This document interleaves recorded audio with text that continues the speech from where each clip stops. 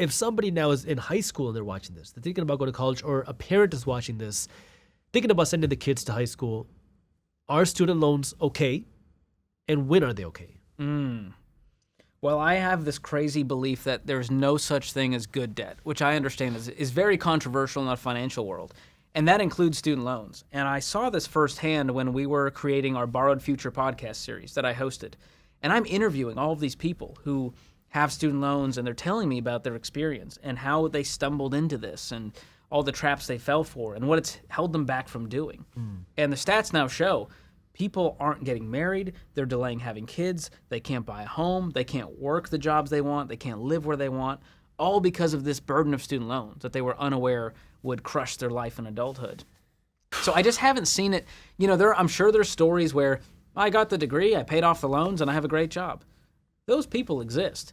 And studies do show that having that further education will give you a higher salary over the course of your life. You will accumulate more income. But I don't think it's worth getting the student loans, and I think there's so many more options than people realize, than just stumbling into the one school they applied to, or the alma mater their parents went to, or the going for the football team, or the famous name brand school. I'm like, is it the only way? Is it the best way? That's what my friend Ken Coleman says when it comes to education. And if it's the only way, and it's the best way, that you have to go, to become a lawyer, you got to go to law school. Right. You're not going to watch a YouTube video and do it. But for most people, they're getting degrees, they're just hoping to have a marketable job on the other side, instead of thinking through it logically like a business investment.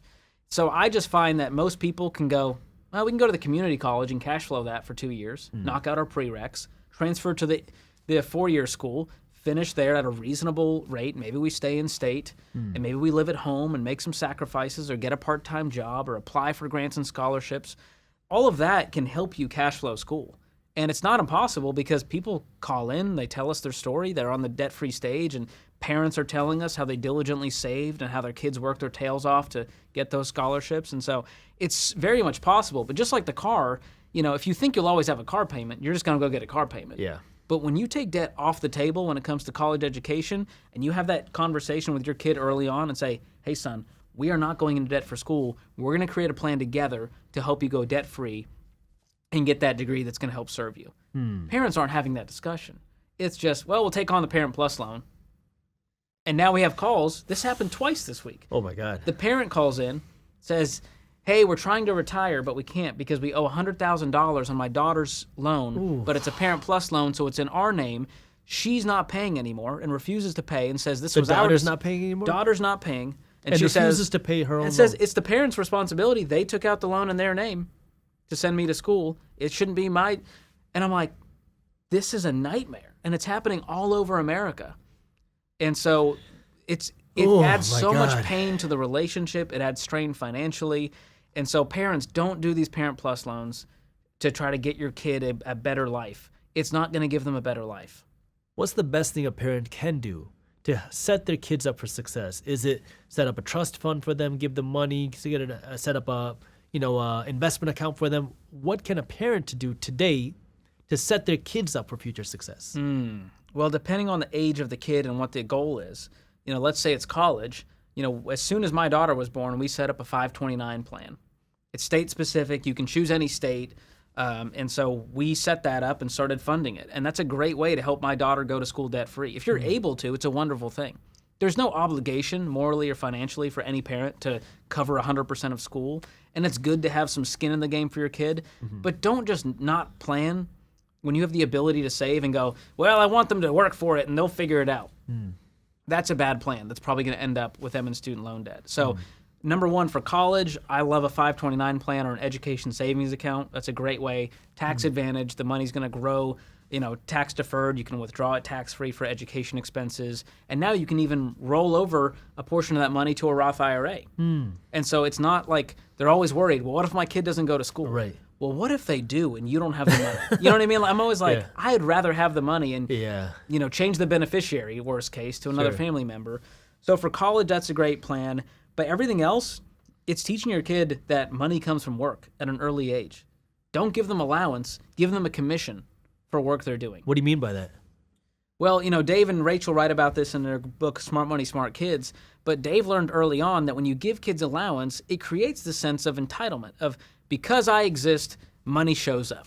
So it's allowance is like every week you get $100 or something. But commission is when I do X, Y, Z, I will get paid this much. And this isn't like you're a member of the house, you help mom with the dishes. Sure. But if there's something extra you do, hey, clean out the attic and I'll give you $20. And so there's easy things you can do that are age appropriate. I'm not talking about child labor here. Yeah. But as your kid gets older, they can understand this. And what I love to teach kids is there's only 3 things you can do with money. Give, save, and spend. A 5-year-old can understand that concept. And it's a beautiful thing. We have our savers bank that you can get for kids, and it's a great way to just teach them. When you get money, we're going to if you get $10, we're going to put $1 into the give side. We're going to put $5 into the save side for the future, and then you get to spend the other $4, and we're going to go get a toy.